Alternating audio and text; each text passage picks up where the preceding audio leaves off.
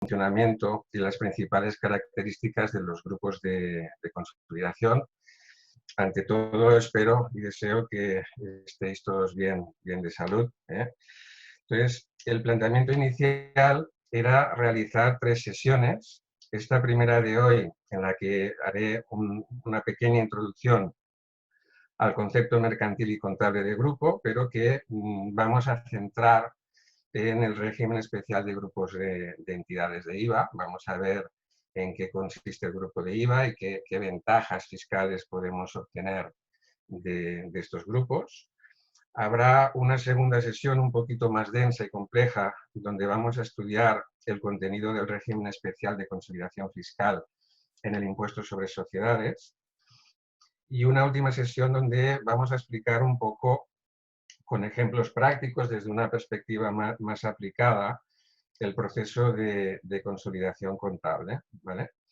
Entonces, la duración aproximada prevista de esta primera sesión es de 1 hora, quizá algo menos, pero bueno, iremos viendo. Yo la primera reflexión que quería haceros es que con esto de los grupos, en ocasiones, observando el comportamiento humano, la verdad es que me quedo a veces perplejo porque hay algunas personas que parece que cuando se aburren, pues se van al notario a constituir una sociedad mercantil. En muchos casos estas sociedades pues quedan inactivas o cuasi inactivas y, disculpad un segundito, que quito el teléfono.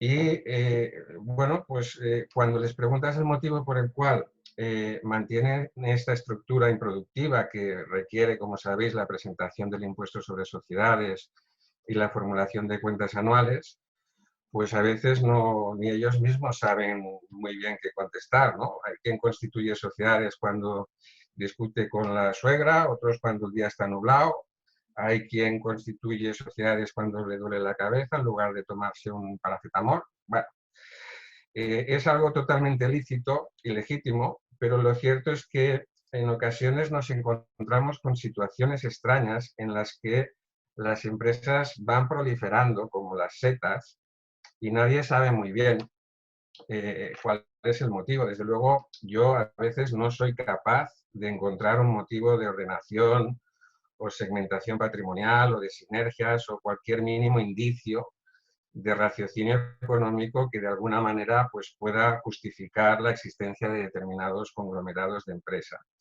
Yo les denomino con todo el cariño y el debido respeto spin-off maníacos, porque yo creo que al final todo esto obedece a que los humanos somos animales gregarios y nuestra propia esencia hace que tengamos una tendencia natural a agruparnos en manadas o en rebaños. Esto se manifiesta en todos los ámbitos del comportamiento humano y evidentemente la contabilidad y la fiscalidad pues no iban a ser aquí una excepción.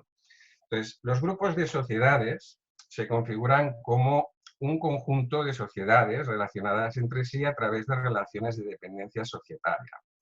Entonces, a pesar de que jurídicamente están integrados por sociedades independientes, desde un punto de vista, digamos, empresarial, actúan como una unidad económica, y de ahí viene un poco la necesidad de tener una información unitaria que obtenemos mediante el proceso de consolidación contable. Entonces, desde un punto de vista mercantil y contable, el concepto de grupo es un poco poliédrico y digamos que se ha ido experimentando una evolución legislativa. La referencia normativa central en materia de grupos la encontramos en el artículo 42 del Código de Comercio, que tras la reforma operada por la Ley 16/2007, que entró en vigor el 1 de enero del 2008, pues se puso un poco en línea con directivas comunitarias y con las NIF y abandona con ciertos matices el concepto de unidad de decisión y digamos que deja en vigor, aunque de forma tangencial, el concepto de unidad de dirección. No obstante, el artículo 260, apartado 18 de la Ley de Sociedades de Capital, ¿no?, que refiere al contenido obligatorio de la memoria de las cuentas anuales, se sigue refiriendo al concepto de unidad de decisión Y en el Plan General Contable, en la tercera parte, en la norma número 13 de empresas del grupo, multigrupo y asociadas, pues también se hace referencia al concepto de unidad de dirección con ciertas especificidades. Todo esto lo veremos en profundidad en la tercera sesión. Entonces, bueno, aquí hay una cierta dispersión normativa en el concepto de grupo mercantil, pero en cualquier caso, la piedra angular la tenemos en el artículo 42 del Código de Comercio, que es por todos bien conocido. Este artículo 42 sale por todas partes, hasta en la sopa, ¿no? Le pasa como a Jorge Javier Vázquez en Telecinco, que está en todos lados. Bueno, pues el artículo 42 es también omnipresente. Y aquí se establece que toda sociedad dominante estará obligada a formular las cuentas anuales y el informe de gestión de forma consolidada, definiendo la existencia de grupo, cuando la dominante pueda ostentar de forma directa o indirecta el control de otras sociedades dependientes. Y aquí se establece una presunción sobre la existencia de control cuando concurre a alguna de las siguientes circunstancias. Son 4. La primera es que se posea la mayoría de los derechos de voto. La segunda es que se tenga la facultad de nombrar o destituir la mayoría de los miembros del órgano de administración. La tercera es que se pueda disponer en virtud de acuerdos de la mayoría de los derechos de voto o que se haya designado con los votos a la mayoría de los miembros del órgano de administración. Entonces, ahora bien, como sabéis, nuestra naturaleza jurídica provee excepciones para todas las reglas. Las verdades absolutas se reservan para la Santa Biblia y poco más. En los manuales de derecho hay poquitas. Y entonces en el artículo 43 no tardaron, del Código de Comercio también, aquí no tardaron en plantear excepciones a este proceso de consolidación. Entonces hay básicamente 3 excepciones. La primera se cumplirá cuando en la fecha de cierre del ejercicio de la sociedad obligada a consolidar, el conjunto de las sociedades no sobrepase en sus últimas cuentas anuales 2 de los límites que señala el artículo 258 de la Ley de Sociedades de Capital, que son los que coinciden con los límites de formulación de la cuenta de pérdidas y ganancias abreviada. Los límites, recordemos, son que el activo no supere los 11.400.000, la cifra de negocio no supere los 22.800.000 y que el número medio de trabajadores empleados durante el ejercicio no supere los 250.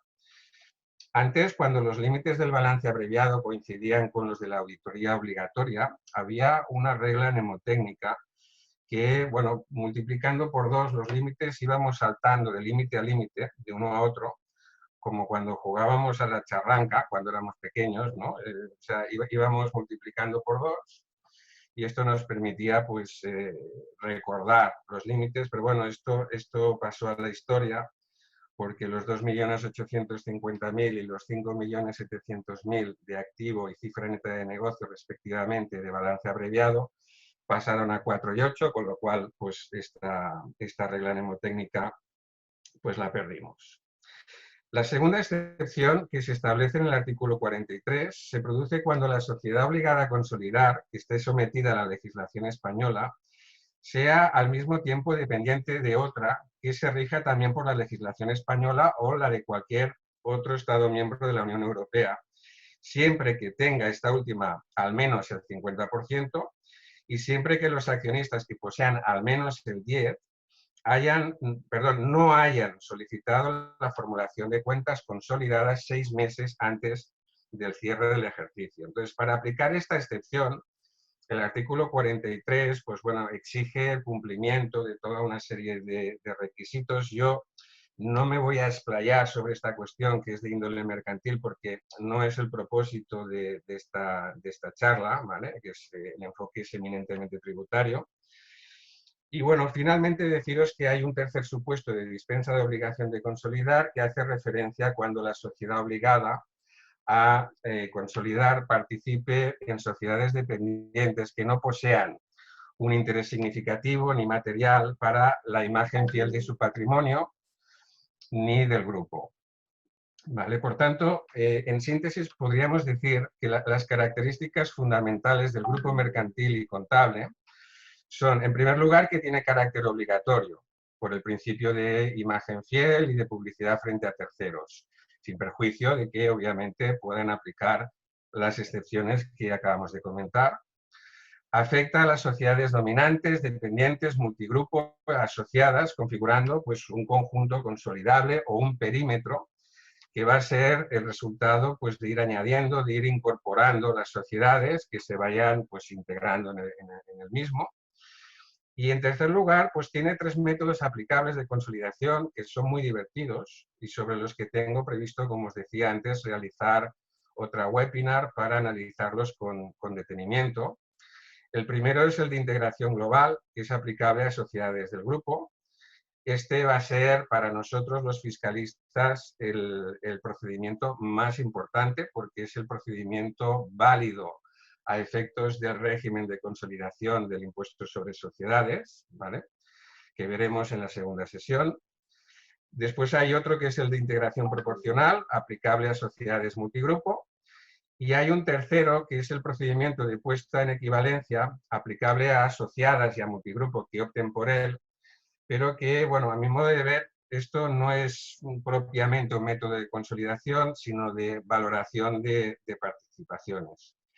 Entonces, bueno, yo aquí en las diapositivas tenía previsto introducir a modo ilustrativo para ver un poquito la filosofía que hay detrás en estos procedimientos de consolidación. Pero creo que tiene más sentido vincularlo con la segunda sesión del impuesto sobre sociedades, porque, bueno, es que si no quedará un poco inconexo. Entonces, yo voy a pasar ahora a comentar, a entrar en lo que es el grupo, el régimen especial de grupo de entidades, que, bueno, pues es un régimen especial de este impuesto tan terriblemente complejo y casuístico como es el IVA. Entonces, aquí en la diapositiva vemos un poco los aspectos, ¿no?, que vamos a ver la regulación, vamos a ver cuáles son los requisitos subjetivos que se exigen para su aplicación, las condiciones. Veremos que este régimen especial se estructura en 2 niveles de aplicación, uno básico y otro más avanzado. Veremos las obligaciones formales, claro, aquí estamos en IVA, no podían faltar las obligaciones formales.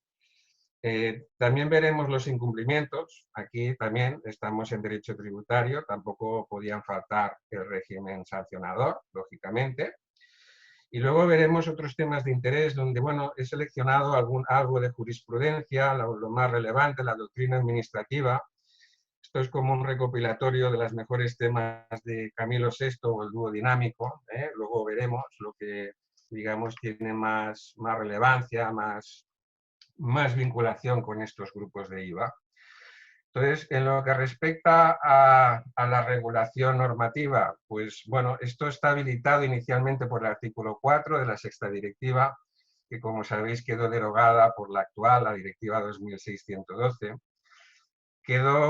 Se introdujo en nuestra normativa interna por la ley 36/2006 y actualmente está regulado en los artículos de 163 quinquies al 163 nonies de la ley del IVA, ¿vale? Resulta aplicable a partir del 1 de enero del 2008 y dentro de sus principales características yo significaría lo siguiente. En primer lugar, se trata de un régimen voluntario, a diferencia del contable, que como hemos visto es de aplicación obligatoria, sin perjuicio de las excepciones comentadas. Entonces, el régimen este de IVA es voluntario y también es voluntaria la configuración inicial del grupo. Aquí todo es voluntario y todo es discrecional. Esta es una diferencia con el régimen de consolidación en el impuesto sobre sociedades, donde la opción también es voluntaria, pero una vez ejercida, y a diferencia del grupo de IVA, va a involucrar a todas las sociedades dependientes que cumplan los requisitos.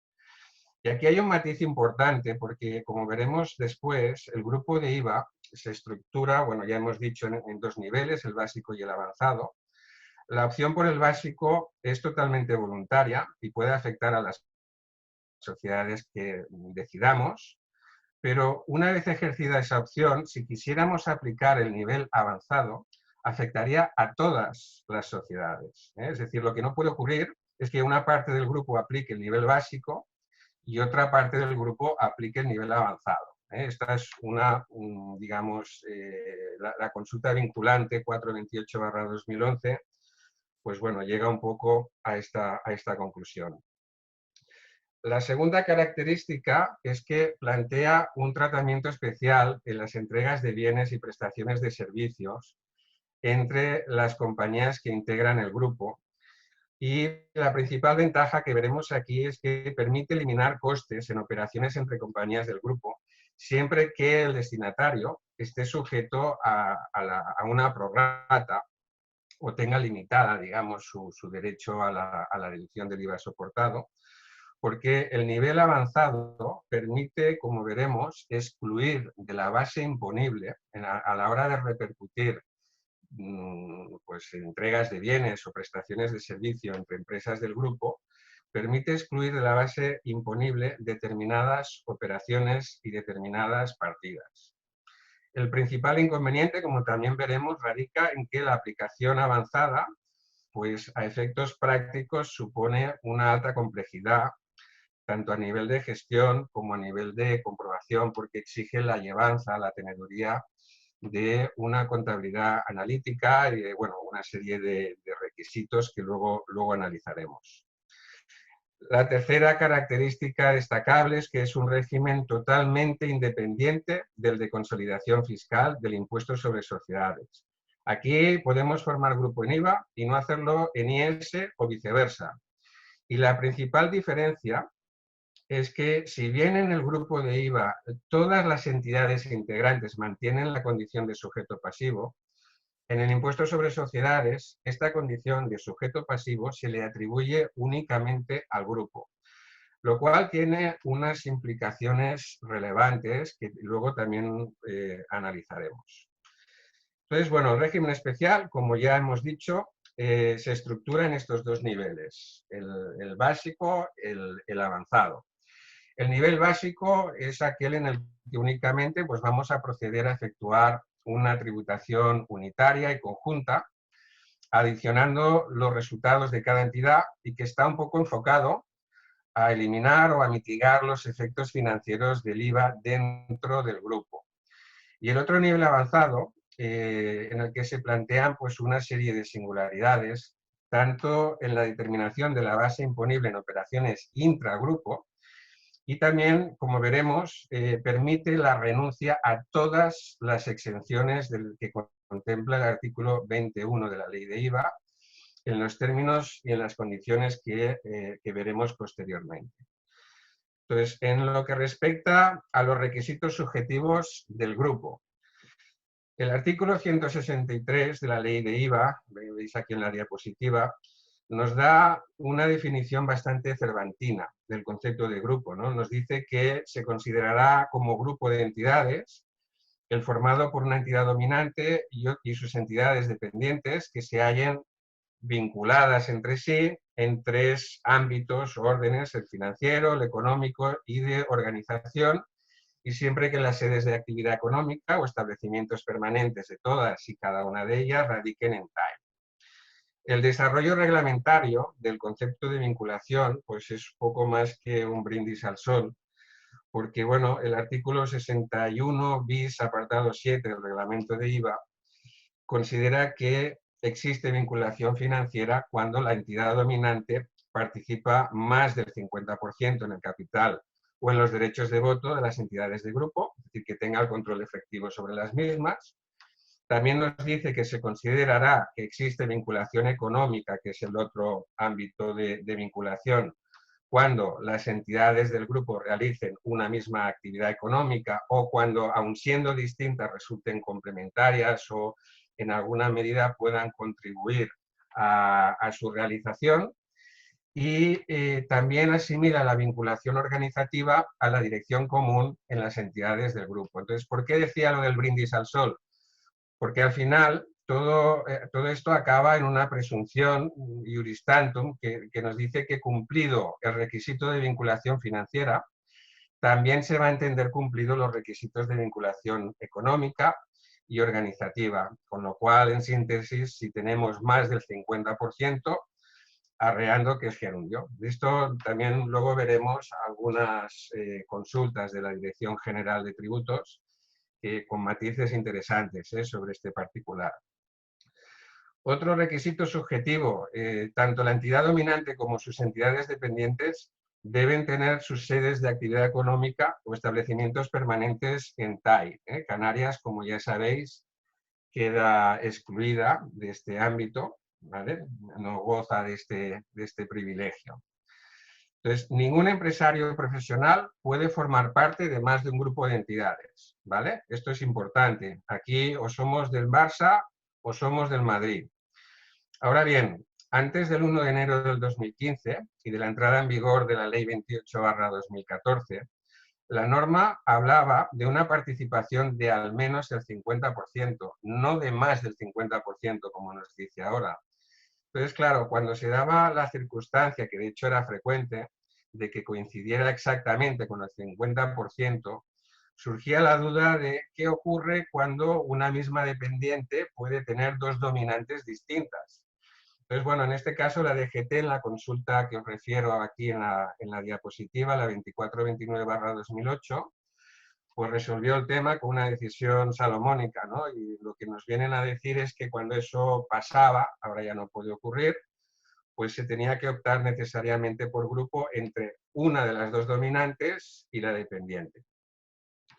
Entonces vamos ahora a ver los requisitos subjetivos de la entidad dominante. Hasta ahora hemos visto los del grupo. Ahora vamos a ver qué se requiere para la entidad dominante. En primer lugar, que tenga personalidad jurídica propia, con la única excepción honrosa de que los establecimientos permanentes que estén ubicados en TAI. Tiene que tener el control efectivo sobre las entidades del grupo a través de una participación de más del 50% en el capital o en los derechos de voto. Esta participación se tiene que mantener durante todo el año natural y no puede darse la circunstancia de que sea dependiente de ninguna otra entidad establecida en TAI que reúna los requisitos para poder ser considerada como dominante. Entonces, también se añaden las sociedades mercantiles que no actúen como empresarios o profesionales, ¿no? Es decir, esas sociedades patrimoniales que fiscalmente están tan denostadas, que no realizan actividades económicas y que, bueno, no tienen derecho ni al aire que respiran, en el grupo de entidades de IVA sí van a tener cabida, ¿vale?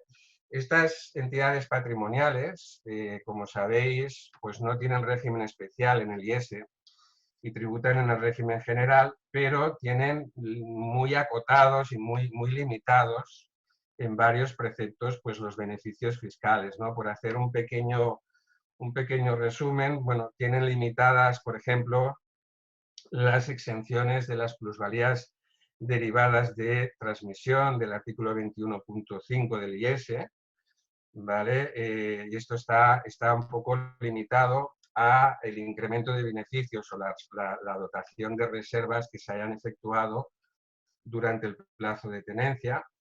También hay una restricción importante en la aplicación de bases imponibles negativas en el artículo 26.5 de la LIS, de la Ley del Impuesto sobre Sociedades. Bueno, no les dejan aplicar el tipo irlandés del 15% para las entidades de nueva creación, el 29.1, ¿vale? Excluye a las patrimoniales. No gozan de incentivos fiscales de empresa de reducida dimensión, aunque sobre esta cuestión hay matices relevantes en una sentencia reciente del Tribunal Supremo. Y tampoco les dejan en el artículo 107.1 de la Ley del Impuesto sobre Sociedades, no se pueden acoger al régimen especial de tenencia de valores extranjeros. Bueno, pues a pesar de todo esto, como les digo, en lo referente a grupos de IVA, estas entidades mantienen una relación más cordial que con el IES y pueden constituirse como entidades dominantes de un grupo de IVA. Sobre el requisito de cumplir la condición de empresario profesional por parte de la dominante, bueno, pues aquí como de costumbre hubo un debate jurídico vigoroso, con vaivenes en el criterio sostenido por parte de la agencia tributaria, pero a partir del 1 de enero del 2015, el legislador estableció la posibilidad de que la empresa dominante pueda no actuar como empresario profesional, incluso en el caso de holding de mera tenencia de participación. Aquí ya sabéis que la jurisprudencia de la Unión Europea ha establecido de forma reiterada, ¿no?, que la tenencia de participaciones pues, supone una actividad económica en sí misma, incluida dentro del ámbito de aplicación del IVA. Pues respecto a los requisitos subjetivos de las entidades dependientes, ¿no?, ¿qué tienen que cumplir? Hemos hablado de grupo, hemos hablado de la entidad dominante. Entonces, las entidades dependientes deben ser empresario profesional distinto de la entidad dominante y tienen que estar establecidas en TAE. La entidad dominante tiene que poseer la participación, esto ya lo hemos visto a sensu contrario, de más del 50% del capital o derechos de voto, se tienen que mantener, ya lo hemos visto también, durante todo el año natural, y en ningún caso un establecimiento permanente ubicado en TAI podrá constituir por sí mismo una entidad dependiente. ¿Pueden ser dependientes entidades que no tengan naturaleza mercantil? Bueno, la normativa de IVA no identifica exclusivamente la condición de sujeto pasivo con las entidades mercantiles. Y el régimen especial pues tampoco dice nada al respecto. Por tanto, aquí tenemos que entender que sí tienen cabida como sociedades dependientes y que podemos incluir pues, a comunidades de bienes, fundaciones públicas, agrupaciones de interés económico, UTEs que tengan fondo operativo. Y de hecho aquí la Dirección General de Tributos lo ha señalado en las consultas vinculantes 2651-2007, 988-2008, ambas con carácter vinculante. Entonces, dicho esto, cuestión distinta sería determinar o dirimir si todas las entidades que integran el grupo deben tener la consideración de empresarios o profesionales a efectos de IVA. Aquí existe copiosa y abundante jurisprudencia del Tribunal de la Unión Europea. Aquí en la diapositiva tenéis algunos asuntos que han estudiado a fondo esta cuestión. Y aquí, bueno, se establece como condición sine qua non que las entidades del grupo sean empresarios o profesionales a efectos de IVA. Y bueno, aquí nuestra querida Dirección General de Tributos había mantenido un criterio contable, un criterio contrario, hasta que, bueno, pues se alinearon con el criterio comunitario en una consulta, que es la que os refería en la diapositiva anterior, la 2642/2009. Bueno, ya sabéis que con la DGT son cosas que pasan, lo que ayer era blanco, hoy es negro y mañana azul a topos. Entonces, bueno, este requisito de que sean empresarios, evidentemente excluye de facto a las sociedades holding, y esto se señala en una consulta de la DGT vinculante, la 2051/2008. Y bueno, ¿qué pasa con las sociedades inactivas? Con las empresas inactivas, aquí solemos olvidar una cuestión que es muy relevante. Cuando el periodo de inactividad supera el año, constituye el cese de la actividad del objeto social de la compañía. Y esto supone una causa legal de disolución conforme a lo previsto en el artículo 363 de la Ley de Sociedades de Capital. Esto es algo que curiosamente pues la gente, bueno, solemos soslayar, ¿no? Pero bueno, en lo que respecta al grupo de entidades de IVA, que hoy nos ocupa, esta situación de inactividad, es decir, las empresas, las entidades inactivas no disueltas, no supone una causa de exclusión del grupo. Entonces, aquí hay que tener en cuenta, luego veremos, que en los grupos de IVA hay un plazo mínimo de 3 años, ¿vale? Es una duración mínima de 3 años. De tal manera que si yo me integro en un grupo de entidades, tengo que permanecer, pues eso es como mínimo, esos 3 años. Con lo cual, si hay una sociedad inactiva, no va a poder salir del grupo en esos 3 años, con lo cual estará obligada a presentar el modelo correspondiente, que veremos es el modelo 322, aunque no hayan cuotas devengadas, ¿no? Hasta que pueda optar, transcurridos esos 3 años, por la baja del grupo y posteriormente, si cabe, también pues, del censo de empresarios para evitar pues, presentar el 303 ordinario, ¿no? Aquí hay varias consultas de la DGT que van en esa dirección, la 37/2010 y la 1669/2011. Vamos a pasar ahora a analizar un poquito cómo funcionan las incorporaciones al grupo de entidades. Las entidades sobre las que se adquiere participación de al menos ese 50% que hemos comentado, de capital o derechos de voto, tendremos la posibilidad de integrar voluntariamente, siempre va a ser voluntariamente en el grupo, pero esto va a ser con efectos desde el año natural siguiente al de la adquisición de esta participación. En las entidades de nueva creación, ¿vale?, esta integración voluntaria se puede producir en el mismo periodo impositivo de su constitución, ¿vale? Es decir, si constituimos una NIUCO nueva, de nueva creación, de nueva constitución, se puede integrar en el grupo en el mismo periodo impositivo de su constitución. Esto es lo que señala la Dirección General de Tributos en la consulta vinculante, la 2397/2008. Hay otros supuestos no previstos por la ley de incorporación, ¿vale?, que hacen referencia pues, a cuando desaparece la causa que haya podido motivar la exclusión de la compañía, que la exclusión la veremos ahora a continuación, pues lógicamente esa entidad puede volver a integrarse en el grupo.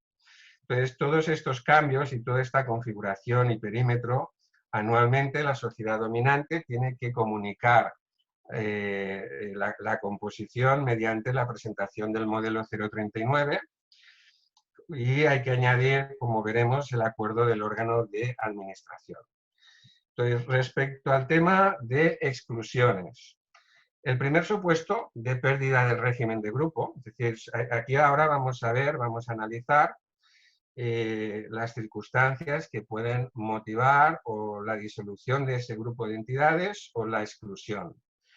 La primera de ellas es cuando nos apliquen el régimen de estimación indirecta que está previsto en el artículo 53 de la Ley General Tributaria. Si nos aplican el método de estimación indirecta, se acabó el grupo, ¿eh? Fue bonito mientras duró.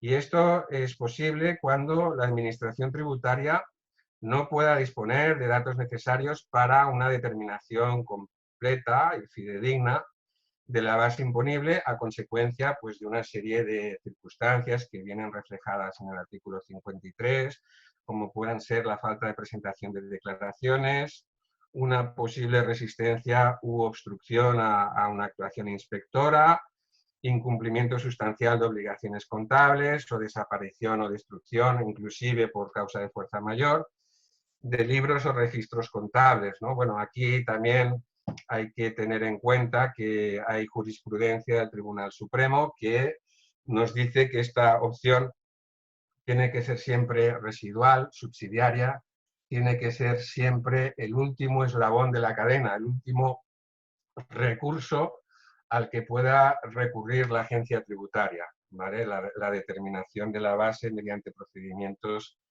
indirectos. Otro supuesto de exclusión pues, será el incumplimiento a la obligación de confección y conservación de un sistema informático de contabilidad analítica, que luego veremos. Esto es condición ineludible para poder optar por la modalidad avanzada del régimen de IVA. Entonces, ahora vamos a ver supuestos de pérdida del régimen para las entidades del grupo, ¿vale? Las entidades del grupo, si entran en concurso o en proceso de liquidación al término del periodo de liquidación, pues tendrán que abandonar el grupo, todo ello evidentemente sin perjuicio de la aplicación del régimen de grupo al resto de entidades que sigan cumpliendo los requisitos. las exclusiones surten efectos desde el mismo periodo de liquidación en el que se produzca la circunstancia. El otro supuesto, que es obvio, es la pérdida del control efectivo. Luego hay un caso más particular, que es, bueno, en el supuesto concreto de fusión por absorción de la dominante a alguna de las dependientes. La absorbente, como sabéis, sucede universalmente a la absorbida y por ello queda obligada al pago de las deudas tributarias. En caso de tener saldo negativo, obviamente, pues tiene el derecho a compensar o a solicitar la devolución del mismo y en ese caso pues también quedaría pues disuelto o inhibido los efectos del grupo de IVA. Entonces ahora vamos a ver de forma también resumida las condiciones necesarias para la aplicación de este régimen especial. En primer lugar, tenemos que contar con un acuerdo individual de cada una de las sociedades. Es un régimen voluntario. El órgano competente para adoptar el acuerdo siempre va a ser Consejo de Administración u órganos que tengan una función análoga, equivalente. El plazo del acuerdo pues, va a ser en cualquier fecha dentro del año natural anterior al que resulte de aplicación este régimen de tributación. Entonces, ¿qué pasa si no se adopta el acuerdo en tiempo y en forma? Pues que no va a aplicar para la entidad que no haya realizado el acuerdo, pero sí que va a aplicar para el resto que lo hayan hecho. A nivel de comunicación, pues bueno, una vez tomados los acuerdos correspondientes, la dominante, como ya comentábamos antes, comunicará a la agencia tributaria dichos acuerdos por vía telemática, modelo 039. Todo esto se hará en el mes de diciembre previo al año natural en el que sea de aplicación. Bueno, luego veremos en el último apartado que hay una resolución no vinculante, que no es doctrina vinculante porque no es una resolución reiterada ni es unificación de criterio por parte del TEAC, del Tribunal Económico Administrativo Central, sobre este requisito de comunicación en diciembre, ¿no? Imaginemos que, ostras, se me olvidó hacerlo en diciembre, ¿no? Entonces, bueno, aquí se discutió si esto pues, constituye una opción tributaria o, por el contrario, constituye un derecho. Y bueno, veremos luego la conclusión a la que llegó el TEAC, ¿vale? Luego, al final, pues veremos esta cuestión. Entonces, el grupo, hay que saber, como ya también indicábamos antes, tiene una validez mínima de 3 años, ¿vale? Se entenderá prorrogada automáticamente, salvo renuncia, sin necesidad de acuerdo por parte del Consejo de Administración y, evidentemente, se deberá comunicar a la agencia tributaria en el mes de diciembre anterior al año natural en que dicha renuncia tenga que surtir efectos. Ahora bien, esa validez mínima de 3 años se mantendrá siempre y cuando no dejen de concurrir los requisitos para que dicho régimen sea aplicable. Aquí tenemos la consulta vinculante, la 1669/2011, que hace referencia a un caso en el que la dominante se fusiona por absorción de las dependientes. Esto ya lo hemos comentado un poco antes, ¿no? Entonces el grupo de IVA queda sin aplicación aunque no hayan transcurrido estos 3 años de vigencia mínima. Esto es algo que parece obvio, pero que, bueno, la ley no prevé y para eso están los pronunciamientos de este órgano directivo, ¿no? De la DGT, que yo sigo con atención y entusiasmo y he pillado un poco la manía, una especie de manía de criticar en LinkedIn. Una pequeña anécdota. Un día coincidí en el CEF de Barcelona con el entonces director general de la DGT. Si me permiten, prefiero no desvelar su identidad, solo les doy una pista. Su nombre empieza por Alberto. Este hombre ya de por sí pues tiene un semblante, un rictus serio e imponente. Y bueno, la verdad es que me dedicó una mirada sospechosa, ¿eh? Tanto es así que decidí esconderme un ratito en el lavabo, por si las moscas, ¿eh? Pero bueno, esto es una gracieta. Aunque fue una situación real, este señor evidentemente seguro que tiene cosas más importantes que estar pendiente de mis chorradas de LinkedIn, aunque bueno, tiene un perfil bastante activo también. Entonces, bueno, el nivel básico que consiste, como hemos dicho, en una tributación conjunta que permite agregar las bases imponibles y cuotas a ingresar o compensar de las entidades del grupo. Pues la cuota a ingresar o a devolver de cada entidad del modelo, esto se realiza mediante el modelo 322 de cada una de las entidades dependientes, se agrega en el modelo 353. Estos grupos están exonerados de la obligación del resumen anual, no tienen que presentar la declaración resumen anual el 390. La dominante será siempre la responsable de ingresar o pedir la compensación o devolución. Este régimen de grupo de IVA es perfectamente compatible con el régimen de devolución mensual, pero ojo, aquí lo tienen que solicitar todas las sociedades del grupo. No podría darse el caso de que algunas estén en devolución mensual y otras no dentro de un mismo grupo. Si el resultado de la agregación del modelo 353 resultara negativo, pues evidentemente tenemos la opción de compensar o de solicitar la devolución en los plazos generales, ¿no? Y en el supuesto de que haya cuotas pendientes cuando se extinga el grupo, el reparto de estas cantidades, cuando el grupo desaparece, se efectúa la distribución en función de la cifra de negocios de cada una de las sociedades integrantes del último ejercicio de vigencia del grupo.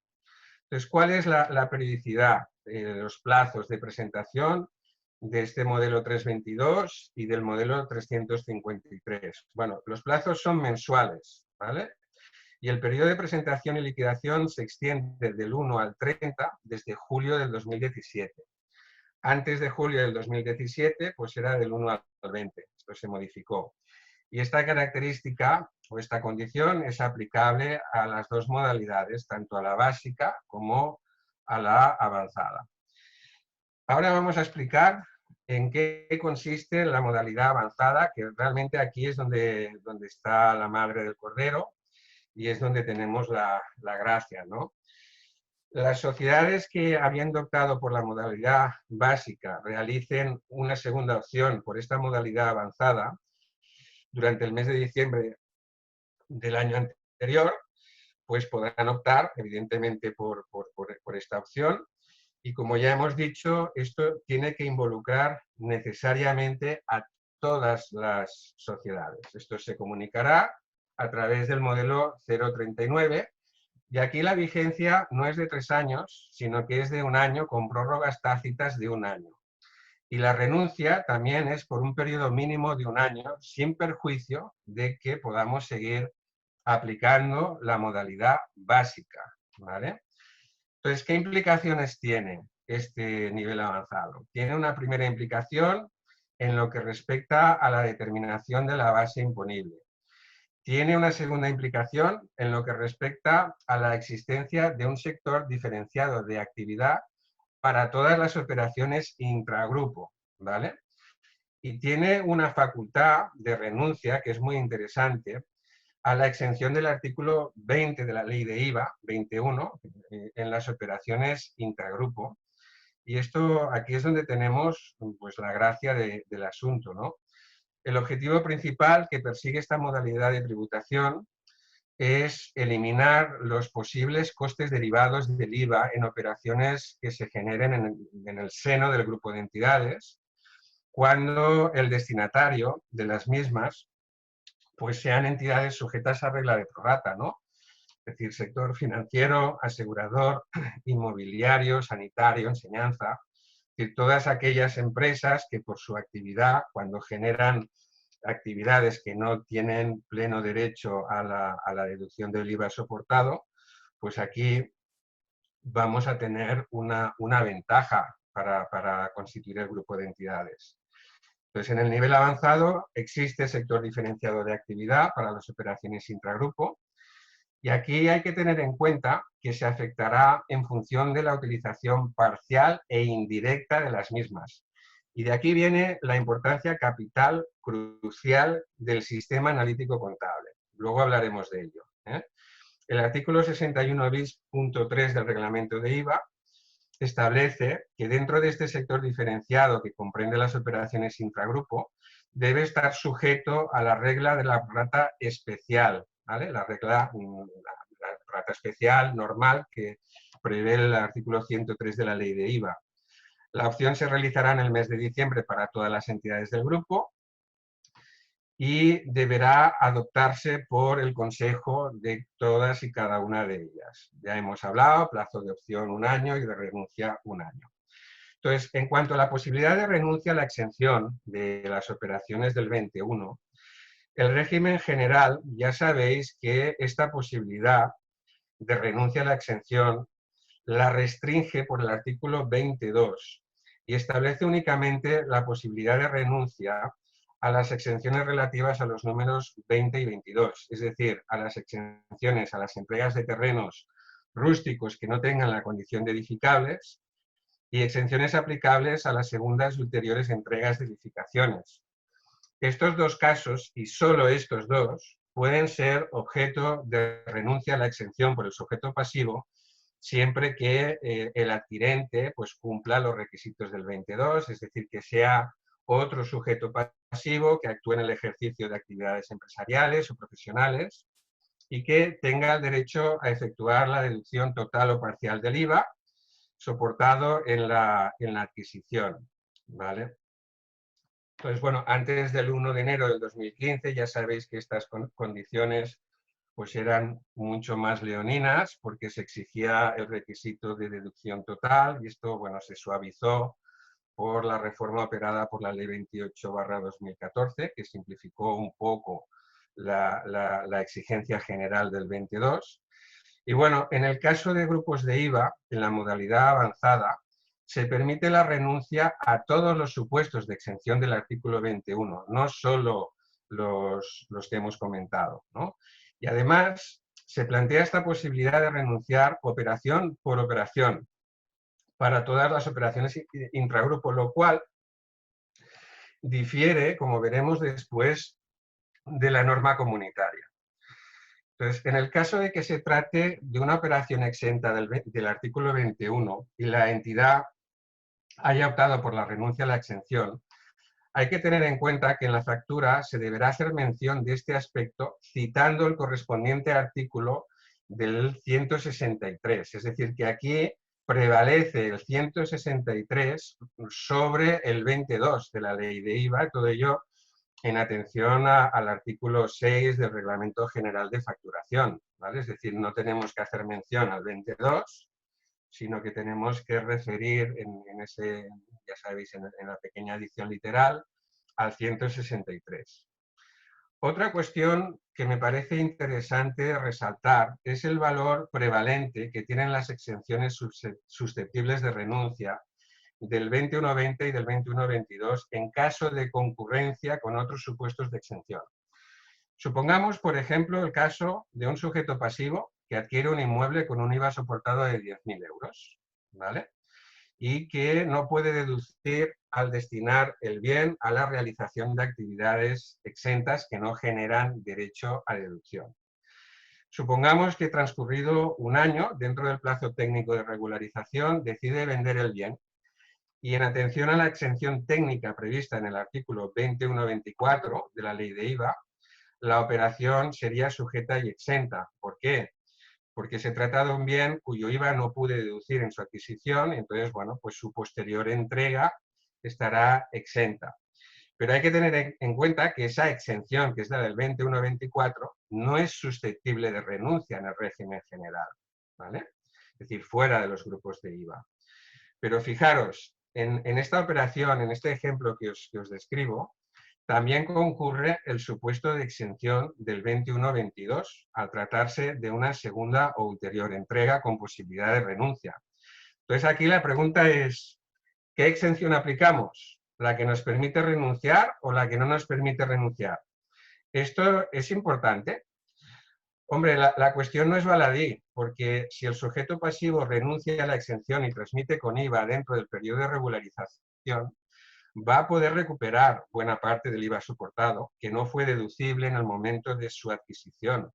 En el ejemplo este que os planteaba, pues podría recuperar 9 décimas partes, es decir, la práctica totalidad de la cuota que no pudo deducir. Bueno, pues en este caso hay que tener en cuenta, por el valor prevalente, que aplica siempre la exención del 21-22, es decir, prevalece la exención que permite efectuar la renuncia, ¿vale? Y por tanto, si se cumplen el resto de requisitos del 22, en sede del destinatario, pues como digo, hay un valor prevalente y predomina sobre todas las demás, con lo cual se puede efectuar la renuncia. Bueno, ¿y qué tiene que ver todo este rollo que os acabo de soltar con los grupos de IVA? Pues en el seno de grupos de IVA, ese valor prevalente no actúa, no opera, en la medida en que se permite la renuncia a todas las exenciones del artículo 21. Esto puede resultar obvio, pero bueno, la ley tampoco lo dice, ¿eh? Otra peculiaridad relevante en relación con la aplicación de estas exenciones de IVA en la modalidad avanzada es que cuando nosotros aplicamos una renuncia a la exención fuera de un grupo de IVA, el tipo impositivo aplicable en actos jurídicos documentados de documentos notariales desde el 31 de marzo de 2017 en Cataluña es del 2,5% en lugar del 1,5%. Entonces, este incremento de tipos no se produce cuando la renuncia a la exención se efectúa dentro de un grupo de IVA, ¿vale? Es decir, esto también, bueno, es un matiz relevante porque si afecta a inmuebles, pues bueno, puede ser una cuantía pues, significativa. Y una última cuestión en relación con la renuncia a las exenciones es que siempre se van a realizar mediante la expedición de la oportuna factura, que debe cumplir, lógicamente, con los requisitos del artículo 6, que ya he mencionado antes, del Reglamento General de Facturación. Y en el caso de inmuebles, pues la renuncia debe comunicarse fehacientemente al adquirente con carácter previo o con carácter simultáneo a la entrega. En lo que respecta a la regla especial de la determinación de la base imponible, ¿no? Hemos dicho, en la modalidad avanzada hay dos cuestiones importantes que pueden otorgar unos beneficios fiscales. Uno es este que acabamos de comentar, la posibilidad, la facultad de poder renunciar a exenciones, ¿vale? Con lo cual, pues bueno, esto puede suponer pues, una ventaja a efectos del cálculo de la prorrata en las operaciones en las entidades que integren el grupo. Y la otra condición o ventaja del grupo de IVA hace referencia a una regla especial en la determinación de la base imponible. Esta regla especial es que solo va a incluir la base imponible el coste de los bienes o servicios por los que se haya soportado efectivamente un IVA, tanto de forma directa o de forma indirecta. En lo que respecta a los bienes de inversión, ya veremos también que hay una regla de imputación para bienes inmuebles, que bueno, de hecho coincide con los plazos de regularización, que es el de adquisición más 9, y en bienes muebles el de adquisición más 4. Entonces, ¿qué ocurre aquí? La base imponible, como digo, excluye de los conceptos en los cuales yo no haya pagado con carácter previo un IVA. Es decir, supongamos una sociedad del grupo que va a repercutir a otra sociedad del grupo pues un margen de intermediación comercial, un markup. Pues esto evidentemente es algo ex novo que yo aplico en ese momento, que no ha soportado un IVA previo y por lo tanto no estará incluido en la base imponible. Imaginemos que la empresa repercute a otra empresa del grupo salarios, costes de personal. ¿Esto lleva IVA? No. Por tanto, cuando lo repercuto con IVA, no. Los gastos financieros piden de lo mismo, no llevan IVA, pues se repercuten sin IVA. ¿Vale? Por lo tanto, bueno, todo aquello incluso os cito también como un concepto un poco más singular. Imaginemos que se adquiere un inmueble a un particular para su posterior cesión a otra empresa del grupo. El inmueble queda sujeto a TPO, no forma parte tampoco de la base imponible de la operación intragrupo cuando yo transmita o ceda ese inmueble a otra empresa dentro del grupo, ¿vale? Es decir, que como veis aquí, la idea es que permite reducir la cuota de IVA que repercuto en las operaciones intragrupo, de tal manera que si el destinatario está actuando en régimen de prorrata y tiene limitada su capacidad de deducción de IVA soportado, pues va a incurrir en unos menores costes, ¿vale? Porque ese IVA no deducible, básicamente, pues va a ser menor, ¿vale? Entonces, bueno, todo esto, como ya os avanzaba antes, pues tiene su coste, ¿no? Y la determinación de la base imponible en operaciones internas, pues requiere de un sistema de información analítico que es complejo, aunque bueno, también hay que decir que hoy en día hay softwares que, pues, que de este tema lo tienen perfectamente previsto y resuelto. Pero aquí, en la medida en que las operaciones intragrupo constituyen un sector diferenciado, cabe la posibilidad de hacer afectaciones parciales, cabe la posibilidad de afectar por 10 años o por 5 años los bienes de inversión. Pues bueno, todo esto exige una información analítica, ¿vale? Y bueno, aquí a continuación os he puesto un pequeño, en la siguiente slide, la siguiente diapositiva, aquí. Hay un ejemplo, ¿vale? Imaginemos que una operación del grupo, una entidad del grupo, emite mensualmente a otra entidad del grupo pues determinados servicios. Por ejemplo, 1.000 euros de prestación de servicios con un IVA que previamente ha soportado, ¿vale? Por 210. Hay gastos de personal por un importe de 4.000 euros, ¿vale? Y luego hay un bien de inversión afecto con una base imponible de 10.000 y una cuota de IVA soportada pues de 2.100. Entonces, aquí, como estamos haciendo una repercusión mensual de gastos intragrupo entre las empresas que configuran el grupo de entidades, pues la base imponible quedará formada por el razonamiento, el pequeño cálculo que os describo aquí abajo, ¿no? Incluyo los 1.000 euros de prestación de servicios en la medida en que hemos incurrido previamente nosotros en soportar este IVA, la sociedad A, ¿vale? Los 10.000 euros de la base imponible del bien de inversión los divido entre 10 años y a la vez los divido entre 12 meses porque estamos hablando de una repercusión mensual, y los gastos de personal pues los dejo fuera de la base imponible. Por lo tanto, el cálculo pues quedaría en estos 1.083,33 con una cuota repercutida de 227,50. De esta manera, la sociedad B, pues si tuviera un régimen de prorrata, pues mejoraría considerablemente sus costes en la medida en que pues no va a incurrir en un IVA soportado tan elevado como si estuviera en el régimen general. Y ahora pasamos a ver un poquito el tema de obligaciones formales, ¿no? Y bueno, aquí con el tema de las formalidades del IVA podríamos estar hablando un buen rato.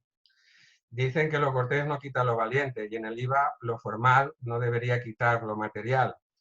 Pero bueno, todo depende al final de la luz con que se mire. También hay quien dice que el matrimonio es una mera formalidad, ¿vale? O sea que aquí hay opiniones para todos los gustos. Pero bueno, en cualquier caso, en el ámbito del IVA los aspectos formales tienen una especial relevancia y siempre tenemos que tenerlos en consideración si no queremos tener problemas con los talibanes de la agencia tributaria, ¿eh? Entonces, bueno, en cuanto a las obligaciones formales para la dominante, comunicar a la Administración Tributaria, ya lo hemos dicho, antes del inicio del año natural, el cumplimiento de los requisitos, la adopción de los acuerdos y la opción por la aplicación del régimen especial. Comunicar a la Administración Tributaria en el mes de diciembre anterior la relación de entidades que aplican el régimen especial, identificando, lógicamente, pues, cualquier motivo que suponga una alteración en la composición de ese perímetro, respecto al año anterior y la renuncia individual o total de la aplicación del régimen especial y la opción por la regla especial de determinación de la base imponible. Obligaciones formales de las entidades dependientes. Pasamos a la siguiente diapositiva. ¿Qué tenemos aquí? Bueno, pues la presentación de las declaraciones liquidaciones periódicas agregadas del grupo con resultado a ingresar o solicitando la devolución, pues ya lo hemos comentado antes, los modelos 322, 353. Tenemos que disponer de un sistema de información analítico, que también hemos comentado, y esto es condición ineludible para la aplicación de la opción avanzada del régimen y que debemos conservar durante el plazo de prescripción. Las características de esta información analítica, según se desprende del artículo 163, bueno, pues habla de la imputación de los bienes y servicios adquiridos en la realización de las operaciones intragrupo. Este sistema de información tiene que estar basado en criterios razonables, homogéneos y duraderos, es decir, que deben mantenerse durante toda la vigencia del grupo. Debe controlar la utilización sucesiva, parcial o total de los bienes y servicios hasta su salida fuera del grupo y debe incorporar una memoria justificativa de todos estos criterios que se han utilizado, ¿vale? Entonces, todo esto lo tenemos que conservar durante todo el periodo de prescripción de 4 años. Entonces, bueno, la inobservancia de esta obligación, como no podía ser de otra manera, pues va a ser constitutiva de infracción tributaria de carácter grave con una sanción pecuniaria equivalente al 2% del volumen de las operaciones del grupo, lo cual no es nada desdeñable. Y también se prevé otro tipo de infractor por posibles inexactitudes en la información, que será infracción grave con sanción del 10% de los bienes y servicios adquiridos a terceros cuya información es inexacta o se haya podido omitir. El sujeto infractor será la entidad dominante sin perjuicio de que el resto de entidades puedan responder de forma solidaria del pago de estas sanciones.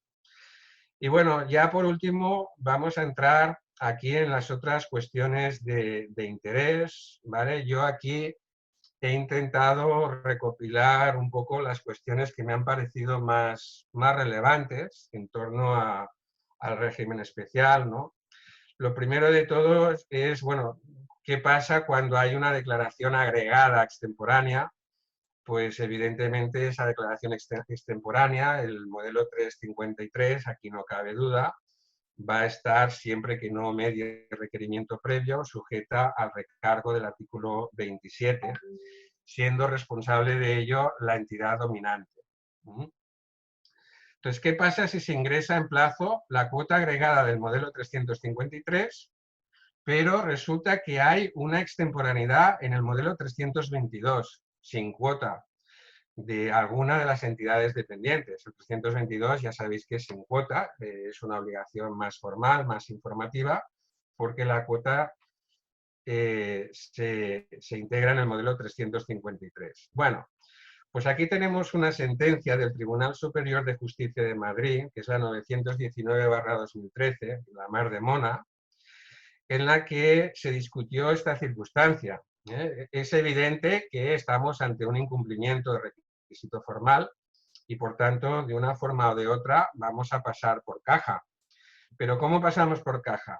¿Vía recargo del artículo 27 de la Ley General Tributaria o, al no implicar perjuicio económico porque es un modelo 322 sin cuota, vía infracción tributaria del artículo 198?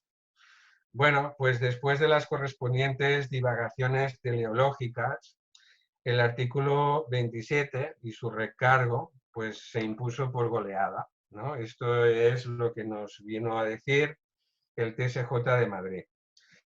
Otra cuestión relevante que tenemos que tener en cuenta en los grupos de IVA: cualquier actuación de comprobación e investigación que se pueda realizar a cualquier entidad del grupo va a interrumpir el plazo de prescripción del impuesto, ¿vale? A todas las entidades, no solo a la que se haya requerido o intervenido. Y esto, bueno, a mi modo de ver, desluce un poquito la aplicación del régimen. Bueno, yo aquí no puedo decir palabrotas, pero esto bien merecería un exabrupto porque ya veis, ¿eh? O sea, si formamos grupo y nos requieren alguna, pues pringamos todas, porque se interrumpe el periodo de prescripción en bloque. Otra cuestión. ¿Puede aplicar el régimen especial de grupo de entidades a una entidad dependiente que a su vez tiene establecimientos permanentes en las Islas Canarias y en Portugal? La respuesta es que sí, pero los establecimientos permanentes no formarían parte, ¿vale?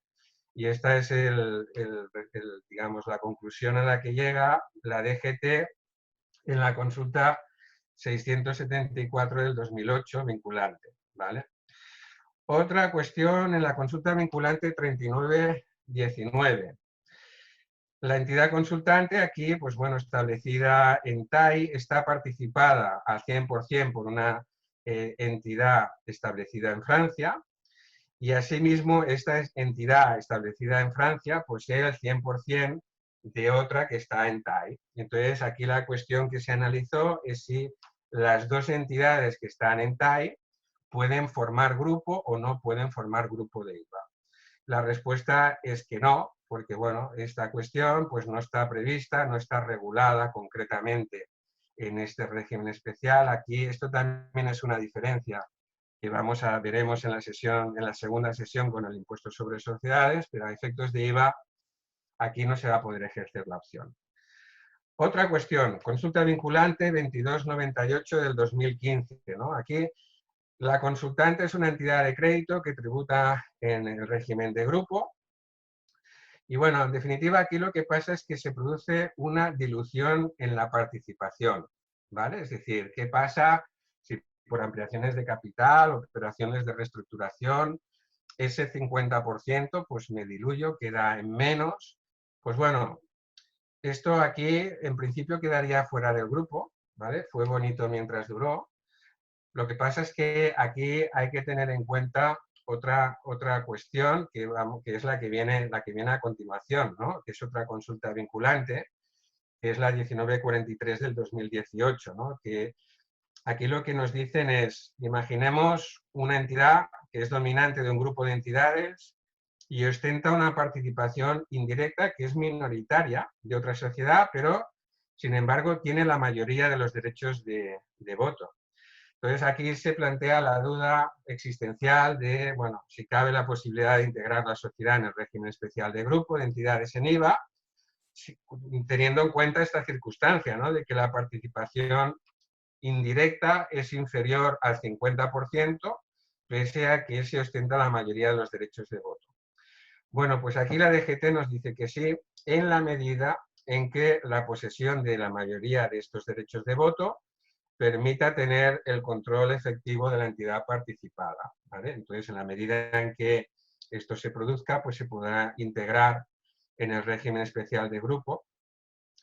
Aunque bueno, aquí yo, si les puedo dar mi opinión, esto es un poco peligroso, ¿eh? Aquí entramos en territorio apache, ¿vale? Esto es un tema que está escrito y es un pronunciamiento de la DGT, pero aquí hay algunas sentencias de tribunales superiores de justicia que no van en esa línea, ¿vale? Con lo cual, pues bueno, es un tema ya controvertido.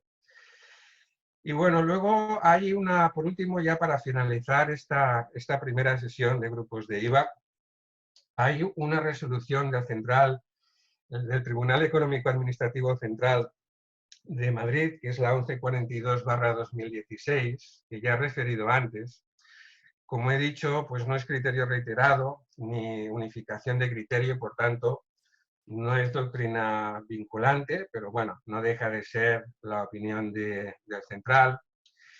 Es de fecha 15 de julio del 2019 y como os decía antes, pues bueno, aquí se estudió, bueno, si en este plazo para comunicar la opción por la aplicación del régimen especial, que como os he repetido hasta la extenuación se efectúa durante el mes de diciembre, aquí se discutió como siempre ocurre, si esta comunicación de inicio pues constituye una opción tributaria sujeta al malvado artículo 119.3 de la Ley General Tributaria.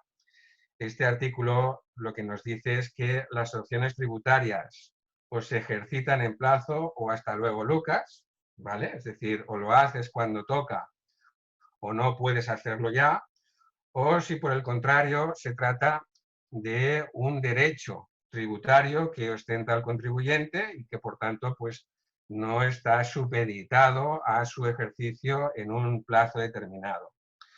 Bueno, pues aquí el TEAC llega a la conclusión de que no es un tema de opciones ni de derechos, sino que es un tema de control de fraude y no admite la extemporaneidad de las declaraciones. Es decir, que si presentamos tarde el modelo 039, en opinión del Central de Madrid, pues no entraría en vigor el año siguiente el grupo de entidades de IVA, ¿vale? Y bueno, amigos, y esto es un poco lo que os quería explicar de este régimen especial de grupos de IVA. Como os he dicho, hay dos sesiones que hemos planteado también, de la segunda que será de consolidación fiscal en el impuesto sobre sociedades, que será, bueno, es un tema un poco más complejo, más denso, y una tercera donde hablaremos de los procesos de consolidación, que es más práctica, más aplicada, con ejemplos prácticos para entender un poco los mecanismos de consolidación, de integración y cómo afecta esto pues al propio régimen especial del impuesto sobre sociedades, ¿vale? Que analizaremos y que veremos en profundidad. Y a partir de aquí, pues yo quedo atento a las dudas que podáis tener. Espero que os haya resultado de utilidad, ¿vale? Y muchísimas gracias por conectaros. Si tenéis alguna pregunta, nos la podéis hacer ahora por el chat o por el botoncito de preguntas y respuestas. Y si no, nos podéis enviar un mail y os intentaremos resolver las consultas que queráis.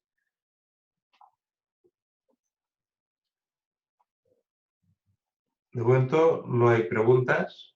Esperaremos un minuto por si algunos os lo estáis pensando todavía. Respecto a los futuros webinars, como sí que es cierto que la actualidad del coronavirus nos está marcando un poco la agenda, os iremos informando, porque es verdad que cada vez que se publica un real decreto o alguna novedad, tanto fiscal, laboral o mercantil, pues le damos prioridad.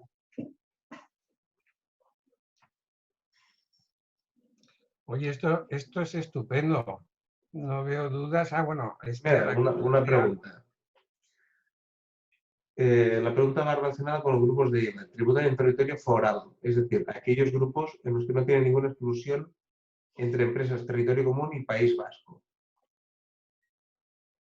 Sí, exacto. O sea, esto, Alfonso, ya o sea, efectivamente, no hay ninguna exclusión. De hecho, recuerdo, os puedo enviar por email, aquí hay algo escrito de la DGT, ¿vale? Es decir, el hecho de que estén en territorio común País Vasco no es motivo de exclusión a nivel de grupo.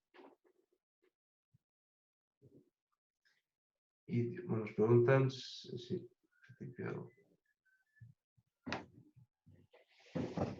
Ya os pasaré por email esta consulta de la DGT, ¿eh?